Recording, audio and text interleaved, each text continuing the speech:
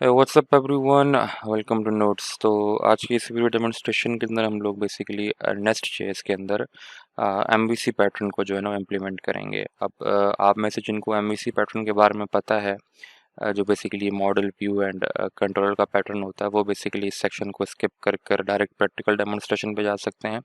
लेकिन जिनको एमवीसी के बारे में नहीं पता, तो इन 2-3 स्लाइड्स के अंदर बेसिकली हम लोग एमवीसी पैटर्न को जो है ना फर्दर डिटेल में डिस्कस करेंगे। ठीक है, तो चलते हैं अगली स्लाइड की तरफ।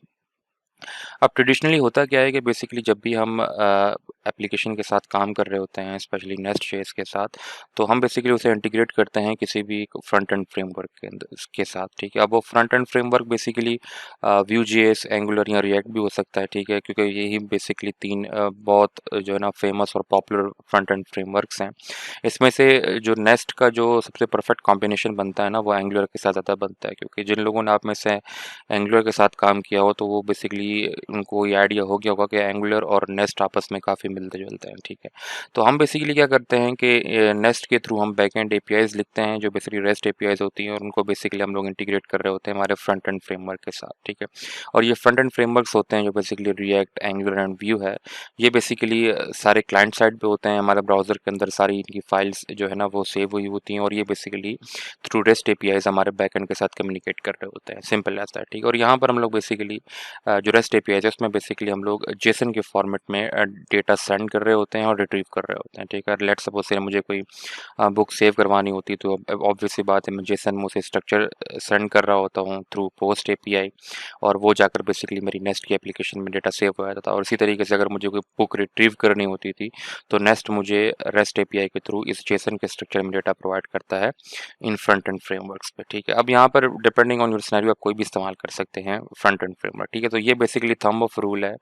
जब भी हम लार्ज एंटरप्राइज एप्लीकेशन के साथ काम कर रहे होते हैं, तो हम बेसिकली बैक एंड को अलग रखते हैं, फ्रंट एंड को अलग रखते हैं, और front end developer basically front end को हैंडल कर रहा होता है, और बैक एंड डेवलपर बेसिकली हमारे नेस्ट जेएस की एप्लीकेशन को हैंडल कर रहा होता है। ठीक है, तो ये थंब ऑफ रूल है। ठीक है, लेकिन इसके अलावा हमारे पास एक और ऑप्शन है, जिसमें बेसिकली हम लोग कहते हैं कि वो कहलाता है बेसिकली एमवीसी पैटर्न। उसमें हम लोग बेसिकली क्या कर रहे होते हैं, उसमें हम लोग अगेन कोई भी जो क्लाइंट है, वो जब भी हमारे नेस्ट की एप्लीकेशन पे कोई भी रिक्वेस्ट हिट करता है, तो हम बेसिकली उसे जेसन के फॉर्मेट के थ्रू हम उसे डेटा प्रेजेंट नहीं करते। हम उसे basically HTML, CSS and JavaScript की फाइल्स प्रोवाइड करते हैं रिस्पॉन्स के अंदर। ठीक है, और वो बेसिकली रिस्पॉन्स के अंदर क्या हो रहा होता है कि वो फाइल्स जो है ना वो क्लाइंट को बैक सेंड हो रही होती हैं, और वो फाइल्स जाकर ब्राउजर पर डिस्प्ले हो जाती हैं। ठीक है, तो जब भी क्लाइंट कोई चीज़ रिक्वेस्ट करता है, हम क्या करते हैं कि नेस्ट के थ्रू जो भी इन्फॉर्मेशन उसने रिक्वायर्ड की, मान लीजिए कि उसने कोई बुक की एपीआई हिट की, कि उसे सारी की सारी बुक्स चाहिए, तो हम वो सारी की सारी इन्फॉर्मेशन इन एचटीएमएल के टेम्पलेट में लोड करते हैं। लोड करते साथ ही उसको उसकी स्टाइलिंग प्रोवाइड करते हैं, उसकी जावास्क्रिप्ट की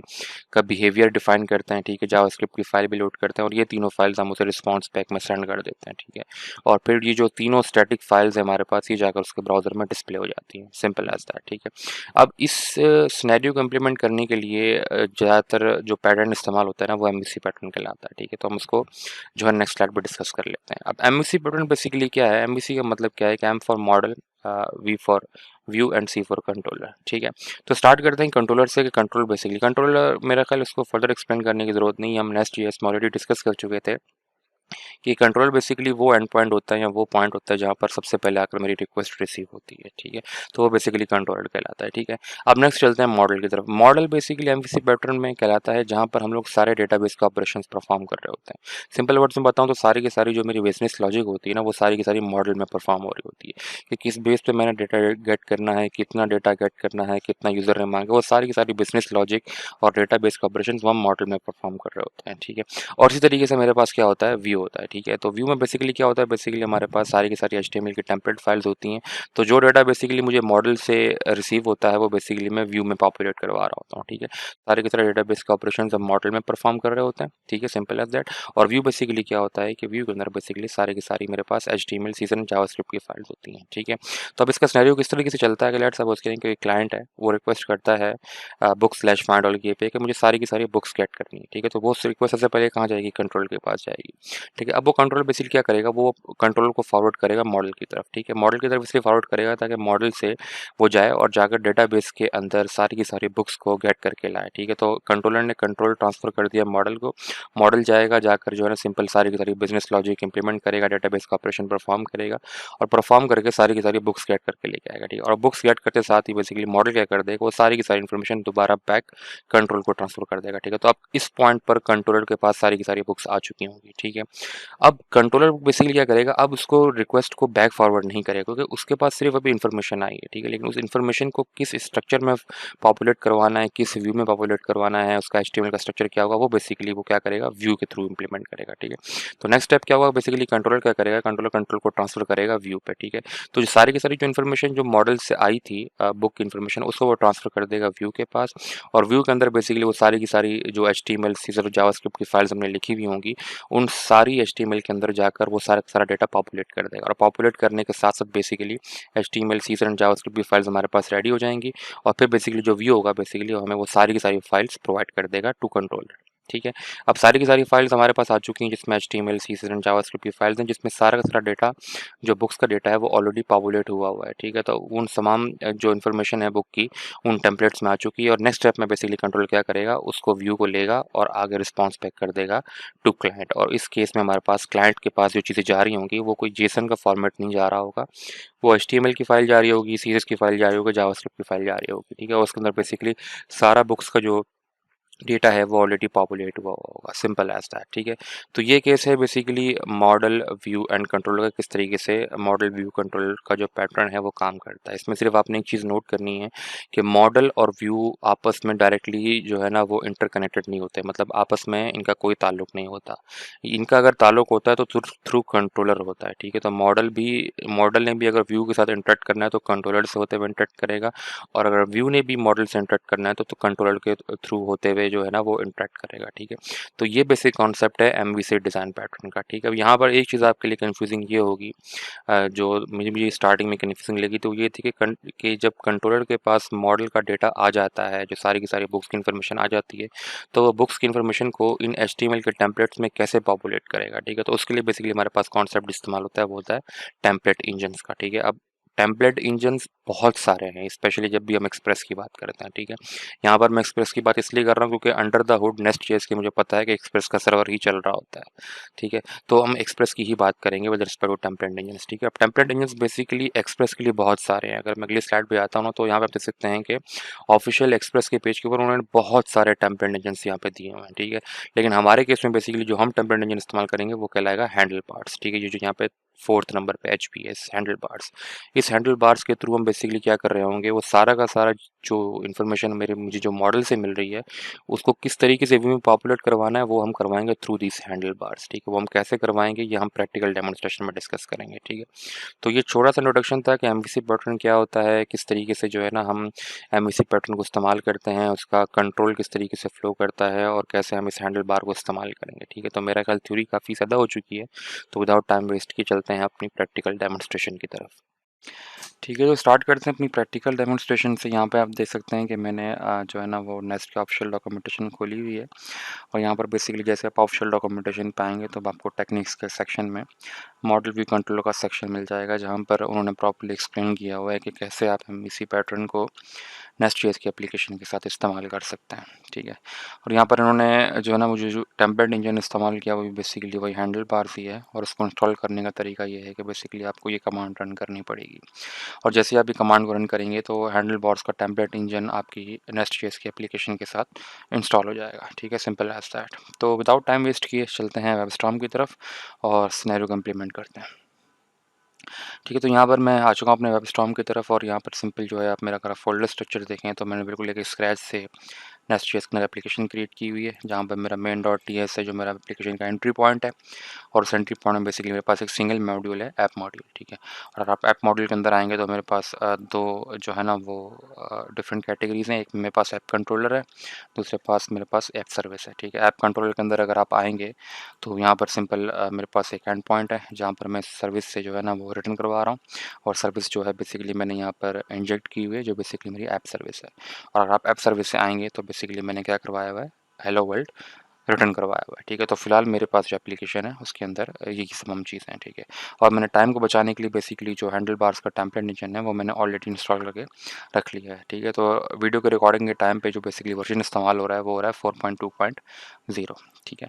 तो एप्लीकेशन को मेरे ख्याल मैंने रन भी कर लिया है, ठीक है। तो मैं एक बार चेक कर लेता हूँ, ठीक है। तो यहाँ पे जैसे मेरी एप्लीकेशन अप हुई हुई है और पोर्ट 3000 पे अप हुई हुई है। और जैसे मैं ब्राउज़र पे जाकर एक नई टैब खोल के लोकल होस्ट 3000 को हिट करूँगा, तो यहाँ पे देख सकते हैं मेरे पास हेलो वर्ल्ड जो है वो रिस्पॉन्स में आ रहा है। इसका मतलब मेरे पास सारी चीज़ें प्रॉपर्ली काम कर रही हैं, ठीक है। तो इसी के साथ जो है चलते हैं दोबारा वेबस्टॉर्म की तरफ और अपना जो एमवीसी पैटर्न है उसको इम्प्लीमेंट करना स्टार्ट करते हैं, ठीक है। तो सबसे पहले काम करता हूँ, मैं सर्विस के अंदर आ जाता हूँ, ठीक है। और सर्विस के अंदर बेसिकली जो एमवीसी पैटर्न का जो पहला हिस्सा होता है ना, जो मॉडल का पार्ट है, पहले हम वो इम्प्लीमेंट करेंगे, ठीक है। उसके बाद फिर हम व्यू पाएंगे और फिर कंट्रोलर पे। कंट्रोलर तो ऑब्वियस सी बात है ऑलरेडी इम्प्लीमेंट हुआ हुआ है, ठीक है। तो हमें बेसिकली क्या करना है, सबसे पहले मॉडल का पार्ट यहाँ पे डिफाइन करना है। तो मैं काम करता हूँ यहाँ पे कमेंट्स में लिख के देता हूँ कि मॉडल के पार्ट को हम बेसिकली सर्विस में लिखते हैं, क्योंकि मॉडल के अंदर बेसिकली हम तमाम बिजनेस लॉजिक को इम्प्लीमेंट कर रहे होते हैं, ठीक है। तो मैं काम करता हूँ यहाँ पर एक सिंपल एक DTO क्रिएट कर लेता हूँ, बल्कि एक मॉडल क्रिएट कर लेता हूँ, ठीक है। तो उसको कर देता हूँ मैं book dot model dot ts, ठीक है। और यहाँ पर बेसिकली मैं बुक का जो है ना वो स्ट्रक्चर प्रोवाइड कर दूंगा कि बुक का डेटा जो है बेसिकली वो मेरे पास उसकी रिप्रेजेंटेशन क्या होगी, ठीक है। तो ऑब्वियसली बात है ये तो हम डेटाबेस में डिफाइन कर रहे होंगे, लेकिन मैं टाइम को बचाने के लिए सिंपल इस डेटा को हार्ड कोड करूँगा, ठीक है। तो आप इसको बेसिकली डेटाबेस से भी कनेक्ट कर सकते हैं। मैंने ऑलरेडी जो है ना उसके ऊपर वीडियोस बना कर रखी हुई हैं, लेकिन इस डेमोन्स्ट्रेशन में हम बेसिकली डेटा को हार्ड कोड करेंगे। तो मैं काम करता हूँ एक्सपोर्ट और बल्कि एक इंटरफेस क्रिएट कर लेते हैं क्लास के बजाय, और उसको नाम दे दूँगा बुक मॉडल, ठीक है। और बुक मॉडल में लेट्स सपोज़ करें मेरे पास बुक का टाइटल होगा जो स्ट्रिंग की फॉर्म में होगा। इसी तरीके से बुक का ऑथर होगा जो अगेन मेरे पास स्ट्रिंग की फॉर्म में होगा, और पब्लिश्ड होगा जिसके अंदर मैं बता रहा हूँ कि किस ईयर में बुक पब्लिश हुई, तो ये होगा नंबर, ठीक है। तो इस डेटा टाइप का बेसिकली मैं क्या करूँगा, एक सिंगल इस डेटा टाइप का जो है वो एक एरे क्रिएट करूँगा जिसके अंदर मैं कुछ ऑब्जेक्ट्स हार्ड कोड कर दूँगा, ठीक है। और ये करूँगा मैं सर्विस लेयर के ऊपर, ठीक है। तो मैं सिंपल आया था हूँ ऐप सर्विस के अंदर, और यहाँ पर आते साथ ही बेसिकली मैं यहाँ पे स्क्रॉल डाउन करते साथ ही यहाँ पर मैं एक एरे हार्ड कोड कर देता हूँ। तो मैं कर दूँगा पब्लिक बुक्स, ये टाइप होगा बुक मॉडल का एरे, ठीक है। और इसके अंदर एरे के अंदर मैं कुछ ऑब्जेक्ट्स पास कर दूंगा, ठीक है। और कुछ ऑब्जेक्ट्स हार्ड कोड कर लेते हैं, तो मैं टाइटल में लेट्स सपोज करें हैरी पॉटर कर देता हूँ, ठीक है। और इसी तरीके से मेरे पास ऑथर में JK रोलिंग हो जाएगी, JK रोलिंग। और लेट्स सपोज करें कि ये पब्लिश्ड हुई है 2012 के अंदर, ठीक है।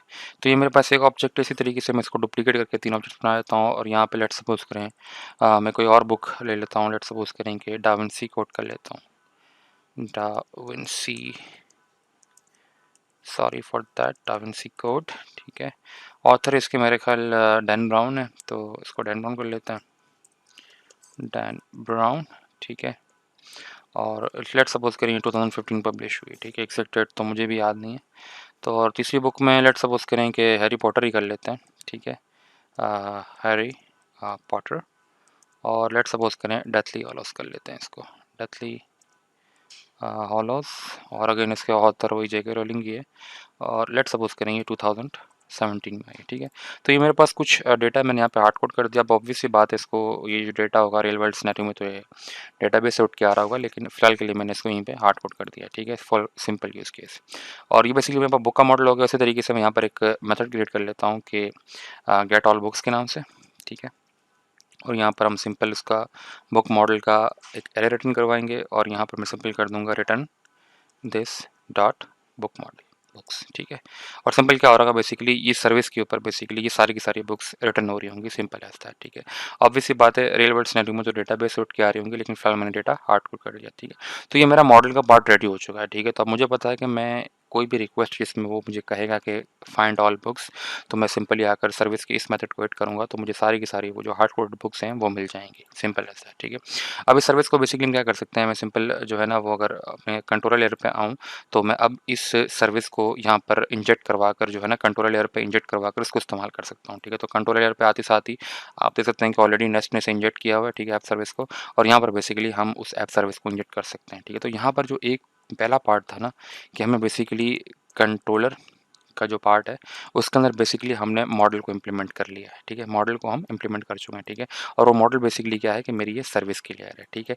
इसी सर्विस से बेसिकली हम लोग सारी बिजनेस लॉजिक गेट करते हुए वो बुक्स गेट कर रहे होंगे, ठीक है। तो कंट्रोलर भी हो चुका है मेरे पास, मॉडल भी हो चुका है। अब जो मेरे पास जो रिमेनिंग पार्ट है वो है व्यू का पार्ट, कि हम व्यू को किस तरह करेंगे, ठीक है। अब हम चलते हैं व्यू के पार्ट पे। अब व्यू के पार्ट पे बेसिकली मुझे कुछ चीज़ सेट करनी पड़ेंगी, अपना टेम्पलेट इंजन सेट करना पड़ेगा और उसको बेसिकली इस सर्विस के थ्रू बेसिकली वो डेटा प्रोवाइड करना पड़ेगा। और वो डेटा कहाँ से उठ के आ रहा होगा, वो इस मेथड से उठ के आ रहा होगा, गेट ऑल बुक्स से। सिंपल ऐसा है, ठीक है। तो चलते हैं। और सर्विस सॉरी जो व्यू का लेयर है, व्यू के लेयर को इम्प्लीमेंट करने के लिए मैं कुछ फ़ोल्डर स्ट्रक्चर क्रिएट कर लेता हूँ, ठीक है। सबसे पहले तो मैं यहाँ पे आता हूँ, एक नया फ़ोल्डर क्रिएट कर लेता हूँ, ठीक है। डायरेक्टरी ये इसको मैं नाम दे दूँगा पब्लिक का, ठीक है। इस डायरेक्टरी के अंदर हमारे पास सारी पब्लिक की फाइल्स पड़ी होंगी जो हमारे सर्वर पे सर्व हो रही होंगी, ठीक है। और इसी तरीके से मैं राइट क्लिक करके एक नया फ़ोल्डर क्रिएट कर लेता हूँ और वो मेरे पास होगा व्यूज़ का फ़ोल्डर, सिंपल ऐसा है, ठीक है। तो इस व्यूज़ के फ़ोल्डर में मैं सारे व्यूज़ रखूँगा अपने, और इस पब्लिक के फ़ोल्डर के अंदर मेरे पास सारी जो है पब्लिक की फाइल्स पड़ी होंगी जो मैं पब्लिकली सर्व करना चाह रहा हूँ, ठीक है। अब मुझे पता है कि हम लोग जो टेम्पलेट इंजन इस्तेमाल कर रहे हैं वो हैंडल बार्स को जो है ना इस्तेमाल कर रहे हैं। अब हैंडल बार्स को एक्सप्रेस के साथ इंटीग्रेट करने के लिए मुझे कुछ चीज़ें प्रोवाइड करनी पड़ेंगी, ठीक है। सबसे पहले मैं क्या करूँगा, अपने एंट्री पॉइंट पर आ जाऊँगा एप्लीकेशन के, और यहाँ पर मुझे कुछ लाइन्स में जो है ना उसे डिफाइन करना पड़ेगा कि मेरी पब्लिक की डायरेक्टरी कौन सी है जहाँ से आपने पब्लिकली फाइल्स को सर्व करना है। इसी तरीके से मेरी व्यूज़ की डायरेक्टरी कौन सी है जहाँ से आपने सारे व्यूज़ को रेंडर करवाना है, ठीक है। तो यहाँ पर आते साथ पहला काम मैं क्या करूँगा, पहला काम तो ये है कि इस ऐप के ऑब्जेक्ट को प्रॉपर्ली डिफाइन करूँगा। उसका तरीका क्या होगा कि मुझे बेसिकली यहाँ पर आके क्रिएट के मेथड में उसे बताना पड़ेगा कि यार ये नेस्ट की जो एक्सप्रेस एप्लीकेशन है उसका ये ऑब्जेक्ट है, ठीक है। तो यहाँ पे मैं कर दूंगा नेस्ट एक्सप्रेस एप्लीकेशन, ठीक है, ताकि मेरे पास टाइप स्क्रिप्ट का कोई भी एरर ना आए, और ये जो ऐप का ऑब्जेक्ट होगा बेसिकली वो इस नेस्ट एक्सप्रेस एप्लीकेशन का ही ऑब्जेक्ट होगा, ठीक है। इसी के साथ आते साथ ही मुझे यहाँ पर सबसे पहले तो मैं क्या करूँगा, अपनी जो पब्लिक डायरेक्टरी है उसकी लोकेशन प्रोवाइड करूँगा। जितने भी एसेट्स होंगे यहाँ पर इस फोल्डर के अंदर जो होंगे उसको अपने स्टैटिकली जो है ना पब्लिकली सॉरी आपने सर्व करना है, ठीक है। तो उसका तरीका बेसिकली क्या मैं करूँगा, ऐप डॉट यूज़, और यूज़ करते साथ ही स्टैटिक एसेट्स का एक फ़ोल्डर सॉरी ऑप्शन है, फंक्शन है, और उसके अंदर बेसिकली मैं अपना जॉइन करके पाथ को जॉइन करूँगा और उससे हम इंपोर्ट करेंगे फ्रॉम जॉइन, ठीक है। तो बल्कि मैं इसे इंपोर्ट भी कर लेता हूँ, तो मैं कर लेता हूँ इंपोर्ट जॉइन, ठीक है, फ्रॉम, और यहाँ पर हम इंपोर्ट कर लेंगे फ्रॉम पाथ, ठीक है। पाथ से इंपोर्ट करेंगे जॉइन को, और यहाँ पर हम सिंपल जॉइन को, ठीक है, जॉइन करेंगे, दो पाथ्स को जॉइन करेंगे। पहला जो पाथ होगा ऑब्वियस सी बात है वो होगा अंडरस्कोर डायरेक्टरी नेम, ठीक है। और दूसरे में मेरे पास मैं डबल कॉमा लगाऊंगा, सॉरी डबल डॉट दूंगा, और डबल डॉट के साथ ही बेसिकली यहाँ पर मैं कर दूंगा पब्लिक, ठीक है। तो बेसिकली इस लाइन के अंदर मैंने उससे क्या बताया है कि करंट डायरेक्टरी के अंदर जाओ, ठीक है। करंट डायरेक्टरी के अंदर जो भी पब्लिक का फोल्डर है उस पब्लिक के फोल्डर को स्टैटिक एसेट्स के तौर पर लो, एक्सेप्ट कर लो। स्टैटिक एसेट्स के तौर का मतलब ये है कि जो भी चीज़ें मेरे पास पब्लिकली इस फोल्डर के अंदर पड़ी हुई होंगी उसको ये बेसिकली स्टैटिकली सर्व कर रहा होगा अपने सर्वर के ऊपर, ठीक है। तो एक ये लाइन हो गई, ठीक है। और इसी के साथ जैसे आप इसको सेव कर लेंगे ना, और सेव के साथ ही मैं दोबारा एक बार चेक कर लेता हूँ, मेरी एप्लीकेशन रिस्टार्ट होगी, और रिस्टार्ट होने के साथ ही बेसिकली इसमें मेरे पास कोई एरर नहीं है, और इस पॉइंट के ऊपर जो भी चीज़ मैं इस पब्लिक के फोल्डर के अंदर प्लेस करूँगा वो पब्लिकली मेरे पास सर्व हो रही होगी, ठीक है। और लेट्स सपोज करेंगे मैं एक फ़ाइल क्रिएट करके वो दिखा भी देता हूँ। मैं राइट क्लिक किया, मैं न्यू किया, मैंने एक फ़ाइल क्रिएट की, और लेट्स सपोज करें मैं कर देता हूँ ऐप डॉट जेएस की एक फ़ाइल क्रिएट कर देता हूँ, ठीक है। और इस जेएस की फ़ाइल के अंदर लेट्स सपोज करें मैं कर देता हूँ अलर्ट, ठीक है, और नाम दे देता हूँ दिस इज़ फॉर टेस्टिंग, ठीक है, सिंपल एज दैट। अब ये मैंने एक जेएस की फ़ाइल यहाँ पे सेव कर दी है, और ये बेसिकली क्या हो रही होगी, ये मेरे पास लोकली जो है ना सब पब्लिकली सर्व हो रही होगी, ठीक है। तो अगर मैं दोबारा ब्राउज़र पे आता हूँ और 3000 के साथ ही मैं यहाँ पे कर दूँगा ऐप डॉट जेएस जैसे करके एंटर करूँगा, तो आप देख सकते हैं मेरे पास वो फ़ाइल मुझे जो है वो पब्लिकली सर्व करके दे रहा है, और उसने वही जो चीज़ है जो मेरे पास जेएस का कोड लिखा था मैंने, वो यहाँ पे उसने मुझे दिखा दिया, ठीक है। तो इसका मतलब क्या है कि मैंने जो है ना वो इस पॉइंट पे आकर नेस्ट को बोल दिया है कि आपने इस डायरेक्टरी को मेरी पब्लिक डायरेक्टरी के तौर पे एक्सेप्ट करना है, और जो भी फाइल्स मैं इसके अंदर प्लेस करूँगा आप उसको पब्लिकली सर्व करेंगे, ठीक है। तो यहाँ पर इसके अंदर जो भी फाइल्स होंगी वो पब्लिकली सर्व हो रही होंगी, ठीक है। इस तरीके से नेक्स्ट पॉइंट पे मुझे क्या करना पड़ेगा, सिंपल अब मुझे क्या करना है बेसिकली, अपने जिस तरह मैंने पब्लिक फ़ोल्डर के बारे में बताया उसको इसी तरीके से मुझे उसके व्यूज़ के फ़ोल्डर के बारे में बताना पड़ेगा कि यार इस फ़ोल्डर के अंदर मैं अपने सारे व्यूज़ रख रहा हूँगा, ठीक है। तो जो मॉडल, कंट्रोलर और जो व्यू है, तो व्यू का सेशन बेसिकली इस फ़ोल्डर के साथ लिंक्ड होगा, ठीक है। तो व्यू के लिए मुझे इसको बताना पड़ेगा, तो मैं काम करता हूँ, सिंपल इस डायरेक्टरी को मैं डुप्लीकेट कर दूँगा, और यहाँ पर सिंपल पब्लिक के बजाय मैं कर दूँगा व्यूज़, और यहाँ पर यूज़ स्टैटिक एसेट्स के बजाय मैं एक और फंक्शन स्टार्ट करूँगा सेट बेस व्यूज़ डायरेक्टरी, ठीक है? तो ये बेसिकली एक फ़ंक्शन है जिसमें मैं उसे बता रहा हूँ कि जो बेस डायरेक्टरी होगी व्यूज़ की, उसको बेसिकली इस डायरेक्टरी के बराबर कर दो। कौन सी डायरेक्टरी?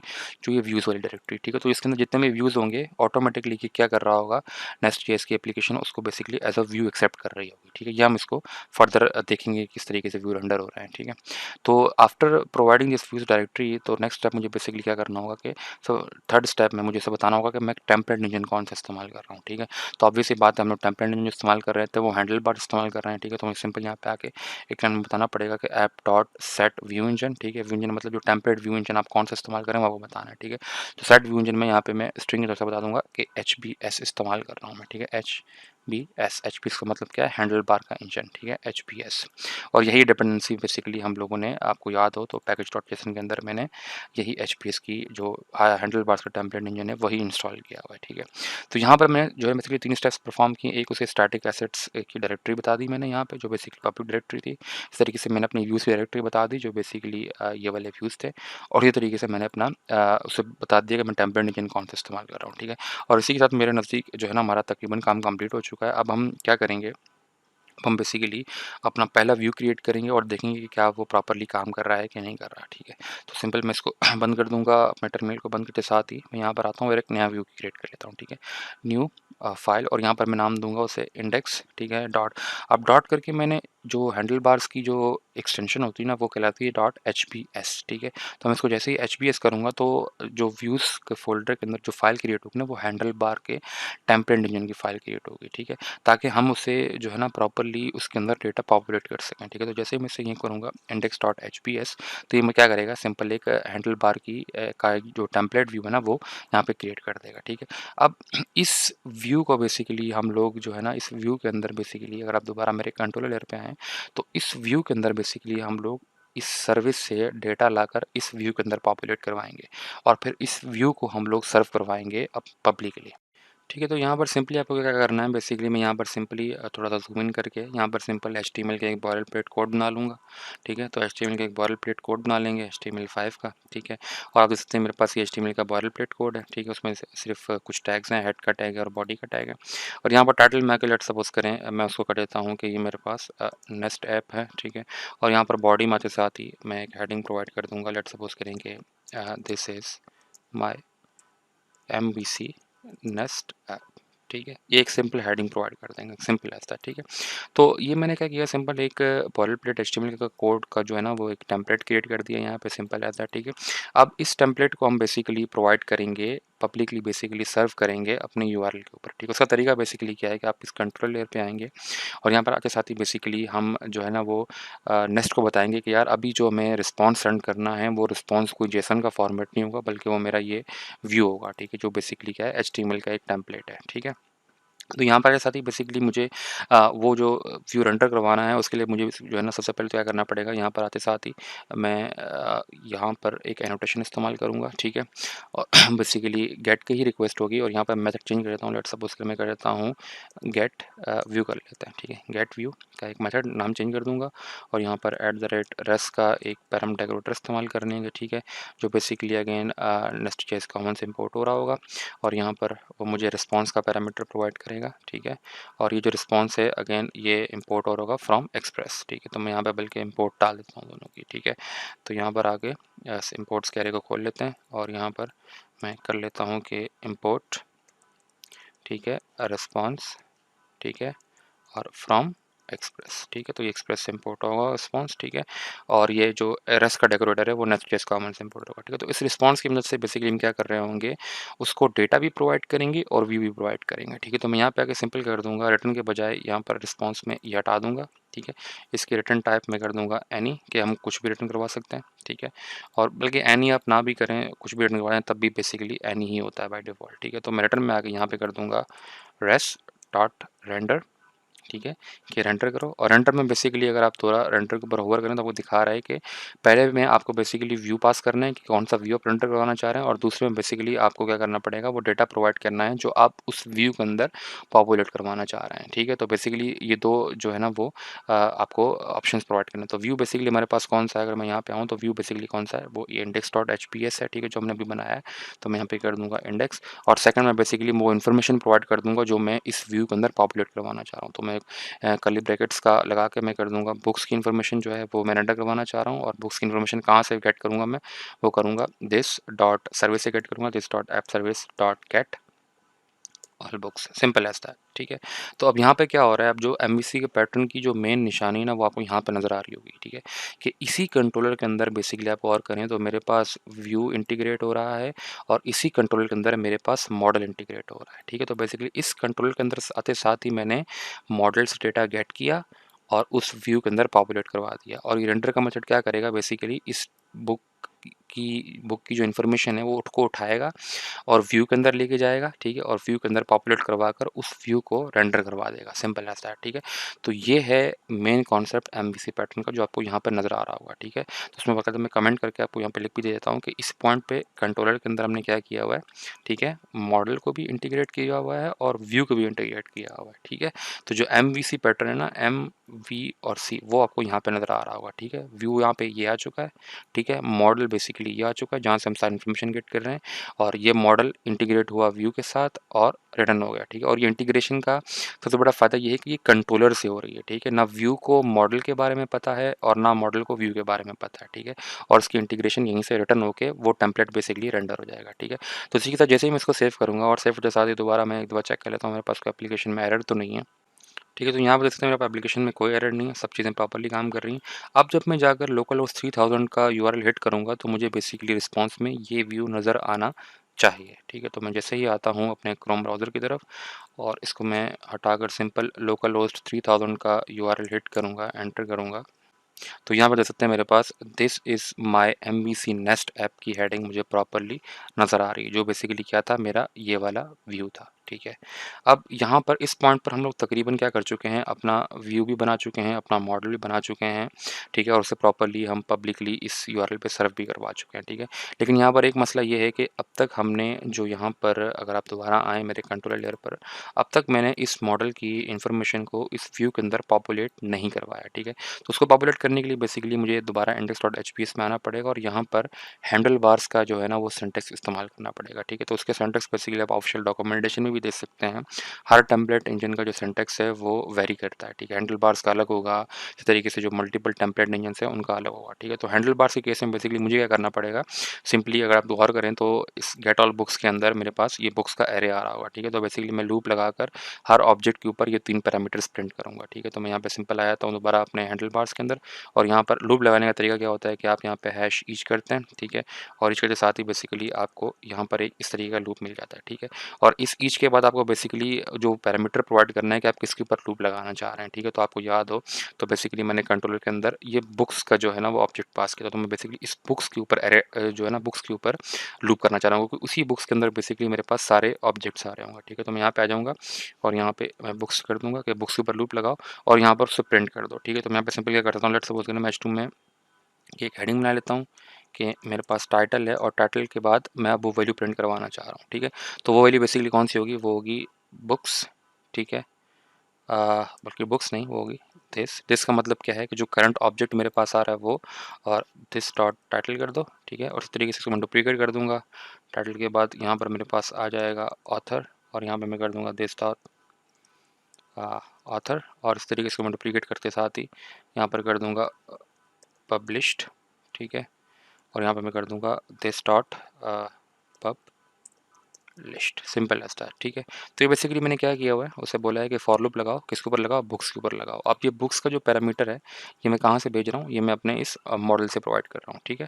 मॉडल से व्यू के अंदर प्रोवाइड कर रहा हूँ, ठीक है। तो इस बुक्स के ऊपर लूप लगाओ, और टाइटल में ये टाइटल प्रिंट कर दो, ऑथर में ये ऑथर प्रिंट कर दो, पब्लिश्ड में जो है वो दिस डॉट पब्लिश प्रिंट कर दो। इसका मतलब क्या है कि मैं उस ऑब्जेक्ट के ऊपर लूप करके उसका करंट कॉन्टेक्स्ट मतलब करंट ऑब्जेक्ट गेट करते रहो, ठीक है। ये बेसिकली हैंडल बार्स का तरीका है चीज़ों को इम्प्लीमेंट करने का। अगर कोई और टेम्पलेट इंजन इस्तेमाल कर रहे हैं तो उसका अलग होगा, ठीक है। इसी के साथ जैसे ही मैं इसको सेव करूँगा, सेव के साथ मैं इसको दोबारा अगर देखूँ तो मेरी एप्लीकेशन प्रॉपर्ली काम कर रही है। और जब मैं आकर अगर मैं अपनी एप्लीकेशन को रिफ्रेश करूँगा तो आप देख सकते हैं मेरे पास जो है वो टाइटल में जो है वो हैरी पॉटर आ रहा है, ठीक है। फिर ऑथर में जेके रोलिंग आ रहा है, पब्लिश में 2012 आ रहा है, ठीक है। और फिर अगेन सेकंड बुक आ रही है मेरे पास जिसमें टाइटल डा विंची कोड था, ऑथर डैन ब्राउन था, पब्लिश 2015 था। फिर थर्ड बुक आ रही है इसमें डेथली हॉलोस, और फिर ऑथर जेके रोलिंग और पब्लिश इन 2017। इसका मतलब क्या है, मैं प्रॉपर्ली लूप लगा कर जो वो बुक्स की इन्फॉर्मेशन है उसे प्रॉपर्ली मैं अपने इस टेम्पलेट के अंदर इंटीग्रेट कर चुका हूँ, ठीक है। तो ये एक तरीका है बेसिकली एमवीसी पैटर्न को इम्प्लीमेंट करने का नेस्ट.जेएस के अंदर, ठीक है।